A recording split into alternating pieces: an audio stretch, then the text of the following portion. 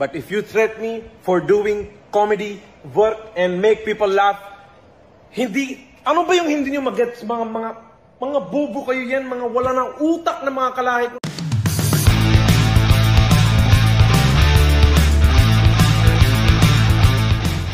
Okay, so what's up mga Lodi? Welcome back dito sa ating channel and welcome back for another reaction video. So eto mga Lods, no, Mr. Nobody, isa sa mga pinakasikat na content creator ngayon, no.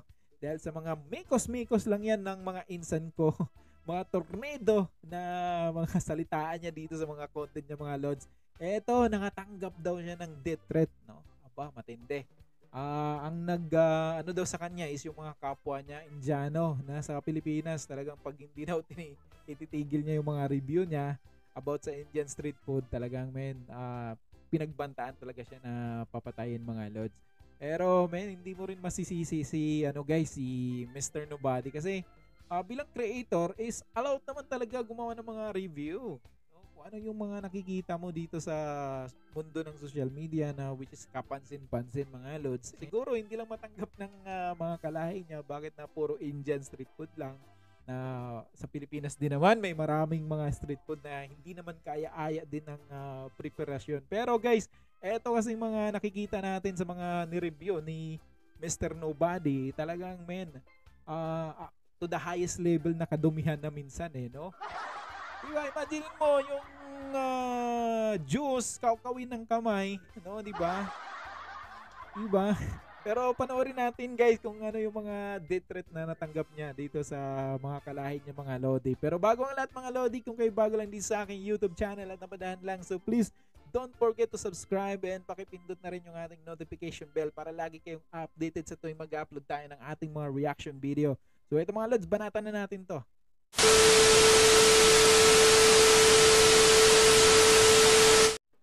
The threats. I just received a call that they have been talking about me. Oh my God.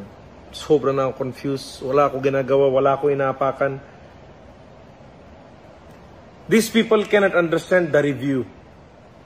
Dapat magalit sila kung sino yung nagvi-video doon sa mga street food vendor. Oo, tama. Bakit? Nagagalit din sila sa mga taong nagre-review. Diba? Naka-public yung video nila. Sabi ko nga, allowed naman yan dito sa YouTube na gumawa ng mga review kung ano yung mga video na kapansin-pansin mo. And talagang wala naman siyang ginawa. Kung ano yung nakikita niya sa video, yun lang din yung sinasabi niya, ini-explain niya dun sa mga viewers niya. Ako bilang nagre-react lang, bakit ako yung dinadami nyo na ganyan? Sobrang na wala utak yung mga kalahi ko na yan. Tapos sila na lang, porkit may pera sila, may power sila, may connection sila sa government of the Philippines. Kaya ganun na lang yung sasabihin nila na patrabaho na natin si Mr. Nobody. Patrabaho si Bakit? Mr. Nobody. Naiinggit ba kayo na hindi nyo nagawa to without any... Pero sa Pilipinas mga Lodi, uso yan talaga. Usong-uso yan mga Lodi. Talagang kapwa nila mga Lodi nagtitirahan. Kasi ako, ever since pangarap ko na maging vlogger, content creator, comedian, whatsoever, basta napapanood ako ng tao sa TV, sa cellphone. Pangarap ko, ginawa ko with no dirty anything. Unlike you guys, you did a lot of dirty work. Kung ganyan lang din yung mga naririnig ko galing sa inyo, I will go to Sir Rafi Tulfo. Hindi. Rafi Tulfo. Sumbungan ng bayan. Rafi Tulfo. Viral na naman si Nobody doon. Hindi na tayo abot doon. Ako na mag-adjust. Hindi ako lalabas sa amin. Wala na ako pupuntahan. Mag-abroad na ako soon. Ako na mag-adjust. Dire-diretso pa rin yung pag-content natin. Pag may ginalaw na sila sa pamilya namin, akala nila na may mga bodyguard sila and whatsoever. Pag isang bagay na nagkamali ko sa family namin, it's either me, my cousin, or my kapatid, ubusan na nalahi yan. It is not a threat. But if you threat me for doing comedy, work, and make people laugh, ano ba yung hindi nyo mag-gets? Mga bobo kayo yan, mga wala ng utak na mga kalahi ko na. Natatawa lang ako sa statement niya mga Lodi. Mga bobo kayong mga kalahi kong yan. Ano ba yung hindi nyo mag-gets? Tapos meron pa ako napanood yung isa. Bakit?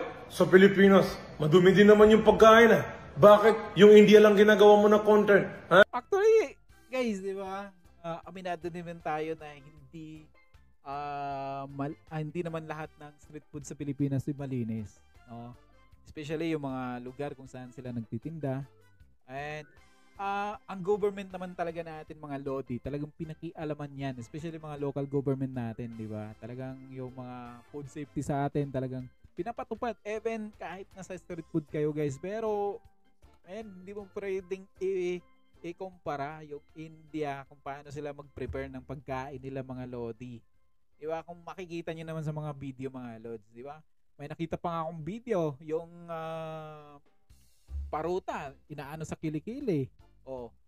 Sino bang hindi doon na maiinis, no? Kinakain ng tao yan. Tapos ilalagay mo sa kilikili mo. Di ba? Oh, tapos magagalit yung mga kalahi niya na bakit daw ginagawa ng review, parang sinisiraan yung mga pagkain nila. And may nakita pa akong video, guys, na sinasabi na dapat i-understand lang natin dahil yung mga taong yun nagsisikap para mabuhay din yung pamilya nila, guys. Doon na tayo no? Doon na tayo para sa pamilya natin, gumagawa tayo ng paraan. Pero guys, may proper way naman siguro, guys, no? Para i-prepare yung mga ganung pagkain, no? So siguro dapat yun yung tingnan ng gobyerno ng India, no?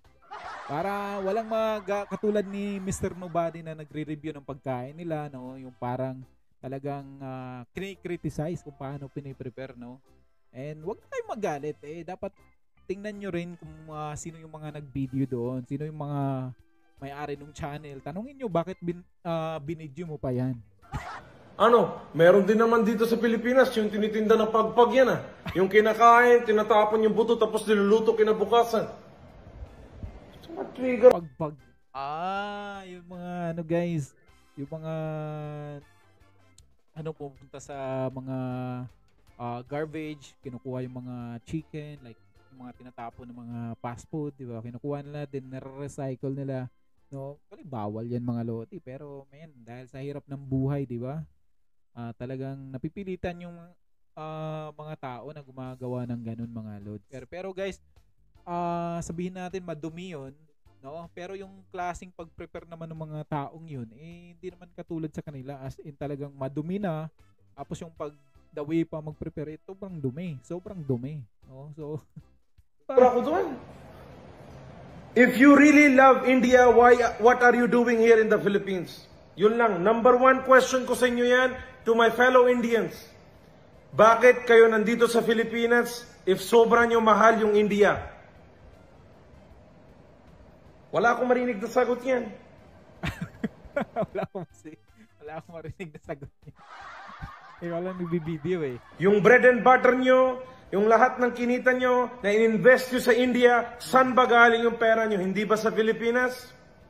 Why can't you be thankful to all the Filipinos? I am just making them laugh. Ito na yung balik natin sa kanila. Ito na yung sukli na ibabalik natin sa kanila. Ipasaya lang sila. Anong panda-down sa India yung ginawa ko? Wala akong ginawa panda-down sa India! Oh my God, demon mode. Nakain ko na yata si Muzan. Sobra na yan. So yes, please, tigil nyo na yung mga threat nyo na ganyan. Kasi umaabot na sa atin na naman yung mga salita-salita nyo na yan. Hindi porket kainuman yung mga matataas na tao, nadidiscriminate na kayo kasi sabi lang nila, sabi ni Mr. Nobody, madumi na pagkain dyan sa India. Tapos na-trigger yung tanga. Wala ka ng utak. I am just Actually, hindi naman lahat ng mga pagkain sa India is madumi, no? May mga tao din naman na sumusunod kung ano yung food safety, mga lodi. Siguro dapat ang gagawin nila is ituro kung paano yung mga dapat na paraan, no? Pwede naman gumamit ng mga equipments para haluin yung tawag doon, mga masala-masala. Pero guys, diba, kitang-kita mo naman nilalangaw na yung pagkain, diba? Tapos Artang-arta mo yung contamination, mga lodi, tapos pinagpawisan na yung pa. I don't know guys kung naliligo pa yung mga nagpe-prepare ng pagkain, di ba? hindi mo rin masisisi yung mga content creator na nagre-review, especially mga food lovers, mga lodi, di ba? And yung mga taong nakakaalam sa food safety, mga lods, talagang mapapansin yung mga video ng mga street food sa India, mga lodi. Reacting on the people's video. Actually, hindi lang naman si Mr. Nobody, guys, ang nagre-review niyan, eh, no? Madaming mga creator na talagang sinasabi na madumi yung mga street food. Hindi naman madumi yung guys, yung pagkain, yung pag-prepare lang. Yun yung nakakaano dun, di ba? Nakakasuka minsan. Kung madumi talaga, paano mo masasabi na malinis yun kung nakikita mo madumi? Sige. Di ba? Tama. Sir, alam ko ilan kayo na tao dyan sa grupo nyo. 1, 2, 3, tapos meron kayong mga kasama na Filipino na high power din, na 3 o 4. Kaya mataas yung ulo nyo. Parang kilala niya, no? Parang kilala niya kung sino yung mga nagbigay sa kanya ng death threat. Pero I have been, being very chill. Sobrang na chill ako. Dito lang ako bahay, di na ako labas, di na ako trabaho, wala nagagawa. Pero kayo, threatening me pa rin? Threat nyo na Mr. Nobody? Ano nagawa ni Mr. Nobody yan? Ako na patakbo kasama anak nyo yan? Sobra na. Hindi lang nila, ito lang kasi yun, hindi nila matanggap na nandito na tayo ngayon. Kahit pa paano, naabot na natin yung level na to. Kasi ngayon, dati pangalan nila yung matunog. Ngayon, pangalan natin yung matunog. Puta na may makita lang na Indiano yung mga Pilipino, mekos mo na yan, insan. Puta na. Dahil nga sa kanya, mga lodi, na uso yung salitang mekos, no? Which is, sabi nga niya, mix daw yun. At maging proud pa nga yung mga kalahi ko eh. Dapat sinasabi nila, mekos mo na yan, insan. Tapos reply nyo bilang Indian, insan. O, diba? Kaysa naman, hoy, Bombay, buka nga. Oo, hindi maganda pakinggan. Pero, mekos. Actually, kahit galit siya, mga lodi, no? Nakakatawa pa rin siya, mga lods, eh, no? The way kasi yung pananalita niya, mga lodi, di ba? Mekos mo na yan, insan. Bayad mo na yung hulog mo, insan. Sobrang nasarap magtrabaho. Dito, Lonian. Sobrang nasarap magtrabaho yan. Makita mo yung tao dito. Insan, kumusta? Ako na. Insan! Puta, para pamilya yung feels, pare. Kayo, sobra na kayo inggit, kaya puro na lang death threat. And I am a free man. Wala yung magulang ko sa bahay, wala akong makikitang nanay ko na umiiyak, wala akong makikitang tatay ko na emotional. I am just all alone. With my security, syempre sa labas. Oh my God, Mr. Nobody with security. Joke lang, walang security. CCTV lang. Okay na yan, guys. Bye-bye. Update ko lang kayo yan. Okay. So kung totoo man tong mga death threat ni Mr. Nobody, guys, no? Talagang kung ako sa kanya, mag-report na siya. Ipa-blatter niya tong mga lodi. No, parang feeling ko kilala niya rin, eh, kasi sinabi niya dito 3 Indiano, may kasamang 2 Pilipino na mabibigat. 'Di ba? Parang kilala niya kung sino, no? Kung nagbibigay ng death threat sa kanya.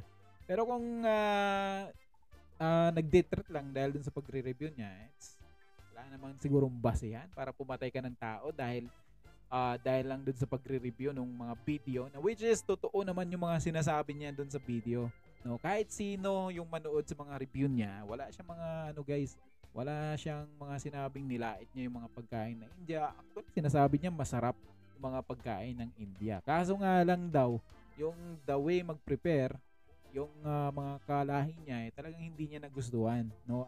So, hanggang dito na lang yung ating reaction video, no? So, sana wala namang mangyaring masama kami Mr. Nobody, kasi wala naman siyang ginawang masama, no?